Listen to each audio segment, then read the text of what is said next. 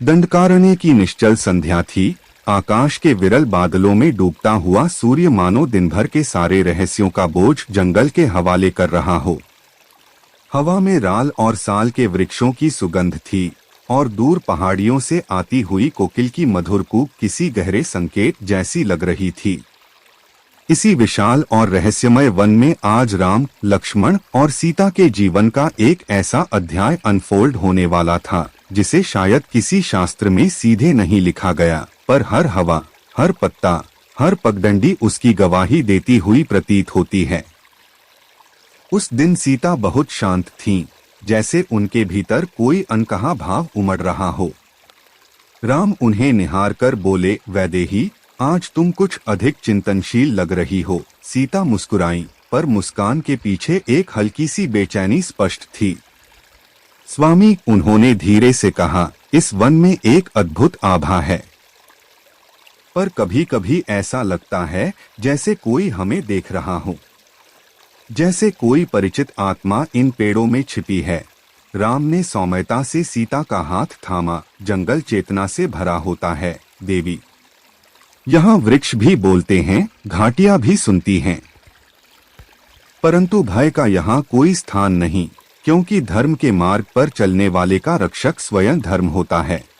इसी बीच घने अरण्य की छाया से एक कोमल सा प्रकाश फूटा, जैसे कोई दीपक बिना तेल के जल उठे।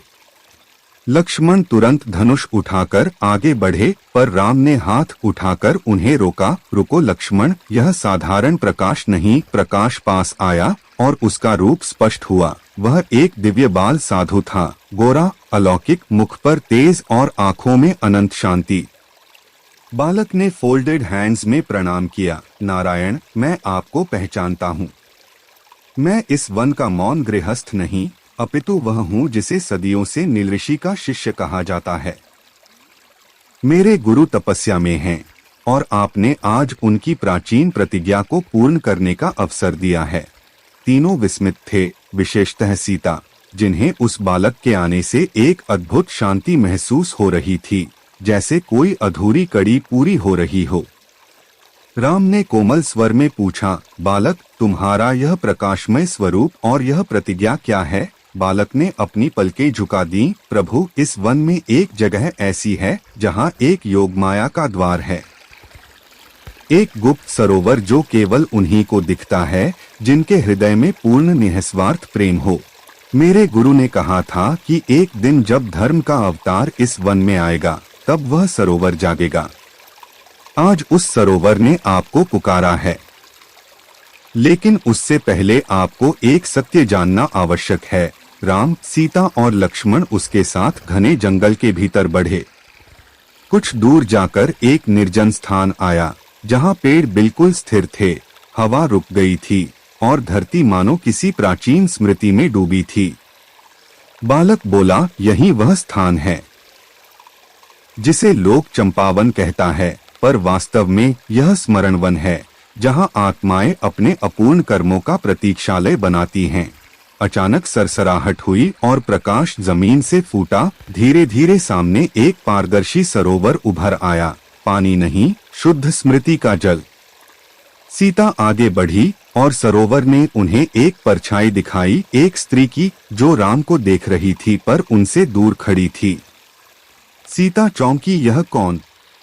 मेरे मन को क्यों विचलित कर रही है यह छवि? बालक ने उत्तर दिया, देवी, वह आपके वर्तमान जन्म की नहीं, आपके पिछले जन्म की एक अधूरी आत्मा है जो आपसे नहीं, आपके भीतर बसे त्याग से सीखना चाहती है। राम ने सीता का हाथ थामा। मैं समझ रहा हूँ वैदेही, यह स्थान तुम्हें बताना चाहता है कि तुम्हारा जीवन केवल मेरे साथ का नहीं, बल्कि युगों को दिशा देने वाला त्याग का जीवन है। सीता की आंखों से आंसू ढलके, पर वे दुहक के नहीं, बल्कि अपने सच्चे स्वरूप की पहचान के आंसू थे। तभी सरोवर में नई तरंगे उठीं और वृक्षों के बीच से वायु गूंजने लगी। जंगल अचानक बोल उठा, हाँ, युगों की देवी, जिस भार को तुम सहने वाली हो, उसकी जड़ें आज ही बोई जा रही हैं। भविष्य तुम्हारे निर्णयों को याद करेगा। सीता शांत हो गई, जैसे उन्होंने अपने भाग्य को पहली बार पूरी स्पष्टता से स्वीकार किया। और तभी बालक बोला, अब मैं आपको अगला मार्ग बताता हूँ। पर वह अगला अध्याय तब खुलता है जब आप पंचवटी पहुँचेंगे। वहाँ एक नया पात्र आपकी परीक्षा लेने आएगा। एक सुनहरी छाया वाला मृग के वेश में तीनों ने उस बालक को प्रणाम किया। वह धीरे धीरे उसी प्रकाश में विलीन हो गया जिससे वह आया था। लक्ष्मण आश्चर्य में डूबे थे। भैया, क्या वह वास्तविक था या किसी देवता का अप्रकट संदेश? राम ने हल्की मुस्कान के साथ कहा, लक्ष्मण, सत्य कभी कभी बाल रूप में मिलता है, क्योंकि केवल बाल हृदय ही वह दर्द समझ सकता है जो भविष्य में छिपा होता है। और इस प्रकार वे आगे बढ़े, भाग्य की उस दिशा में जहाँ पंचवटी, स्वर्णमृग और सीताहरण जैसी घटनाएं उनका इंतजार कर रही थीं। पर आज का यह अध्याय स्मरणवन उनके हृदयों में सदा के लिए अंकित हो चुका था। अगले अध्याय, स्वर्ण मृग की रहस्यमयी वास्तविकता।